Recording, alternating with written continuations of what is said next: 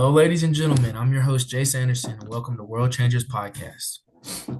The World Changers Podcast was created to discuss and bring awareness to what's happening around the world, helping people stay informed about the changes and challenges others are facing, and hopefully to inspire more people to take part in making the world a better place. Cancer is a problem that still has no modern day cure, and chances are cancer has affected someone you know, a family member, a friend, or someone close to you. And today we'll be discussing this issue by talking about an important figure that showed even if you lose a battle, you can still win the war. That one man known all across Canada, Terry Fox.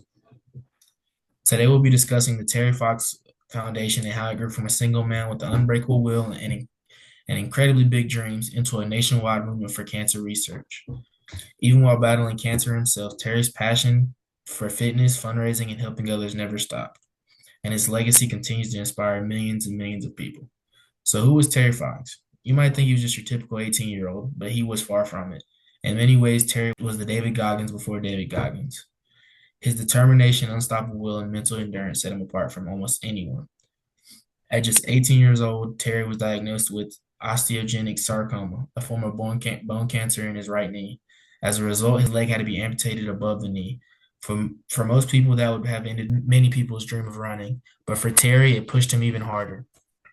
Instead of throwing away his dream, Terry decided he wanted to run across Canada, not for fame, not for attention, but to raise awareness and money for cancer research. Okay. Let's get into it. Let's talk a little bit about Terry Fox. Terry Fox was born on July 28th, 1958 in Manitoba and later moved to British Columbia. On April 12th, 1980, he dipped his artificial leg into the Atlantic Ocean in Newfoundland and began his journey known as the Marathon of Hope. His goal was simple. He had only seen one option: success. He wanted to raise $1 from every Canadian and bring national attention to cancer research. Terry ran the equivalent of a marathon every single day. Day after day for nearly half a year, he covered over 5,000 kilometers before being forced to stop near Thunder Bay on September 1st, 1980, when the cancer spread to his lungs. Although Terry could not finish the run himself, his vision lived on. The Terry Fox Foundation was created to continue his mission, raising funds for cancer research and making sure his determination and hope would never be forgotten. And that's what we'll be exploring today. I'm delighted to be present with someone who has been part of this foundation for many years. Joining me today is Jamie Kelly, one of the board directors of the Terry Fox Fund. I appreciate you taking time out your busy schedule to attend World Changers podcast, and it's a pleasure to have you here today. To start us off, would you like to introduce yourself? Hi, thank you so much for having me. Like Jay said, my name is Jamie Kelly, and I'm one of the board directors at the Terry Fox Foundation. Um, yeah, I've been working there for about 5 years now, and I really love it, and I love what they stand for. Okay. I'm just curious, what are some of the recent achievements since you've been part of the Terry Fox Fund that you've noticed personally? The Terry Fox organization hosts a yearly run second Sunday after Labor Day, where over 30 countries host this event, and millions go in support. It is the world's largest one-day cancer event fundraiser. Since the organization started, they've raised over $900 million Canadian for cancer research. And with that money, they've been able to fund some groundbreaking discoveries, including discovering a drug for osteosarcoma, which is the specific cancer that Terry Fox actually had. This Huh? drug targets the cancer cells to help reduce the spread of the cancer. So when Terry had this specific cancer, is actually close to like a 0% survival rate, but today it's actually 80% survival rate. So it's a huge accomplishment. They've also figured out a non-invasive way or not as of an invasive procedure on taking biopsies. So before they would have to take a sample of skin to do a biopsy, but now they can do it with blood. So it just makes the whole process just way smoother, more efficient, way faster, just to help diagnose patients and also for like early detection and to help figure out the best treatment for each patient, as well as prostate cancer. Now they have specific biomarkers to help, again, detect the cancer and identify what's the best treatment for each patient. But yeah, this organization is amazing, and It has funded over 600 researchers, and right now there's actually 36 current projects going on. But yeah, that's just only some of the things that they've accomplished. Yeah, I mean, I hear a lot of positives, which is good, but I'm just curious, what are some of the current struggles or barriers in the present day foundation, like hindering its growth or affecting how the cancer research is run because maybe lack of funding? Yeah, okay. So since the organization is mainly volunteers, there's been a slight decline in volunteers in recent years. We're not exactly sure why that is, but we could always use more help, more people. So the volunteers is a major issue.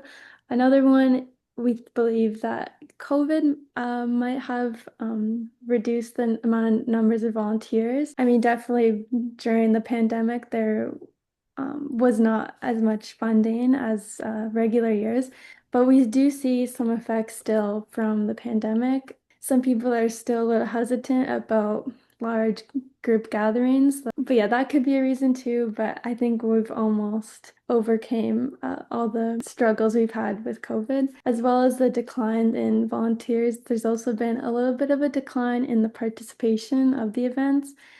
It still has been a great turnout. Like hundreds of events are hosted across Canada, around the world. Millions are still going. It's still very strong, but the numbers again have been slowly decreasing. Um, but again, that could also be like still a side effect from COVID. But yeah, those are some of the struggles that the organization has been facing. Okay. I'm just curious, how could we get involved, like help increase them numbers?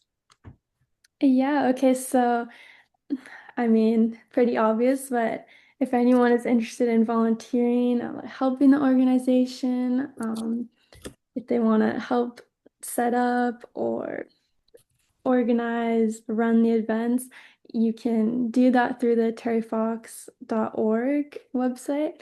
You can apply through there and help us with the volunteering. As well as you can also just participate in the run. You don't need to run. You can walk it. There's no minimum distance that you need to cover or minimum donation. Um, it's free to register, so just come out for the day. It's this year it's going to be September 20th. So you have lots of time to prepare. And yeah, just come out and walk. If you don't even want to walk, the next thing to help is obviously by donating.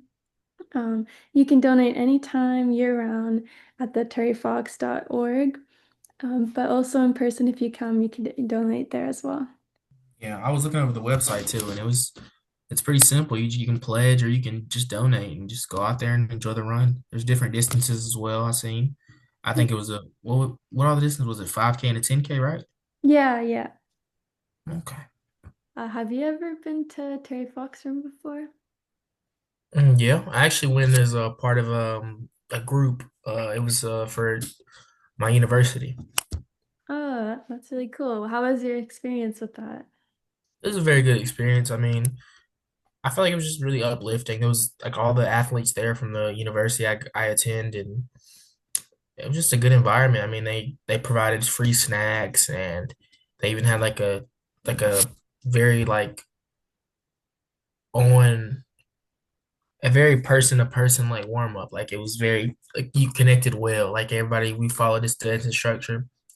She helped us warm up before the run, so we weren't sore. They provided us with very nutritious fuel and just overall motivating, happy experience. Everybody cheering you on throughout the run. There's multiple people at each stop just to keep telling you to push.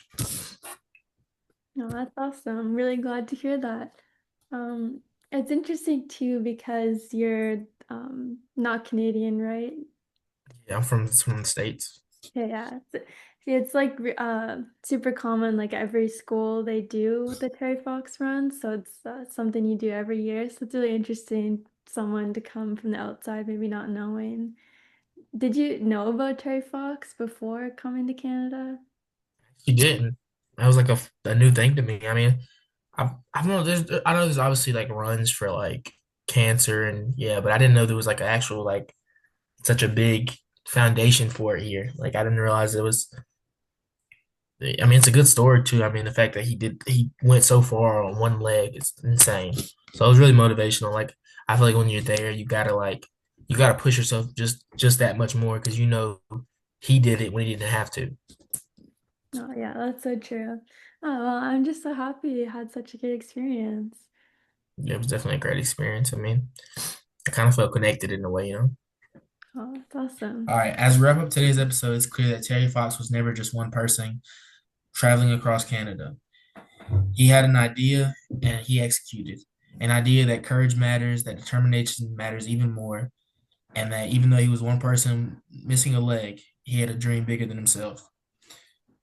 And through this foundation, his ideas stayed alive and continued to give funding towards research for cancer. And in the run to it every year, the people continue to show up and take part in his dream. And thank you so much to the guest, to Jamie, my guest today, for sharing your time and experience and your connection to Terry Fox Run. And to everyone listening, if Terry's story teaches us anything, it's that you don't need to have everything figured out to make a difference. You just need to be bold enough to take the first step. And thank you for listening to World Changers Podcast. I'm your host, Jay Sanderson, and I'll see you next time. Thanks for having me. Bye.